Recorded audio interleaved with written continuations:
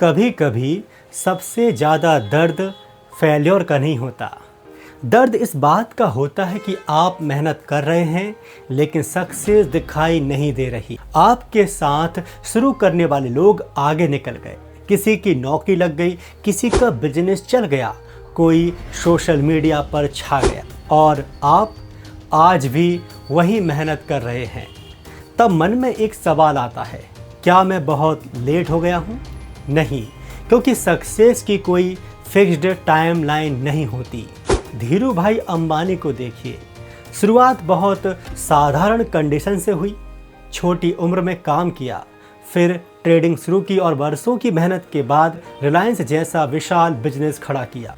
करसन भाई पटेल को देखिए, एक समय वे अपनी नौकरी के साथ घर पर डिटर्जेंट बनाते और खुद बेचते थे। वही छोटी शुरुआत आगे चलकर निरमा जैसे बड़े ब्रांड में बदल गई।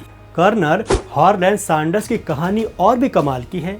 जिस उम्र में बहुत से लोग रिटायरमेंट के बारे में सोचते हैं, उसी दौर में उन्होंने अपने बिजनेस को फ्रेंचाइज मॉडल से आगे बढ़ाया। आज दुनिया उसे KFC के नाम से जानती है। और जैक मा, रिजेक्शंस मिले, नौकरी के लिए संघर्ष किया, शुरुआती वेंचर्स में मुश्किलें आईं, लेकिन उन्होंने खुद को फेल्योर घोषित नहीं किया। वर्षों बाद अलीबाबा ने उन्हें दुनिया के सबसे चर्चित बिजनेसमैन में शामिल कर दिया। यही बात लीडरशिप में भी दिखाई देती है। अब्राहम लिंकन का पॉलिटिकल करियर सीधी रेखा में नहीं था। कई चुनावी और पॉलिटिकल सेटबैक्स के बाद वे 51 वर्ष की उम्र में अमेरिका के राष्ट्रपति बने। इन सभी लोगों की कहानियां अलग हैं, लेकिन एक बात कॉमन है, उन्होंने अपनी घड़ी की तुलना दूसरों की घड़ी से नहीं की।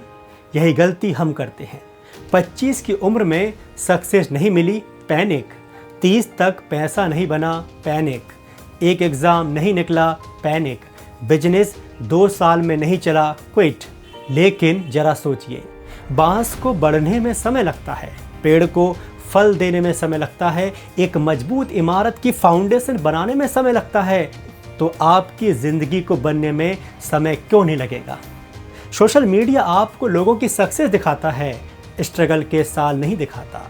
आप किसी का चैप्टर 20 देखकर अपने चैप्टर 3 को बेकार मत समझिए।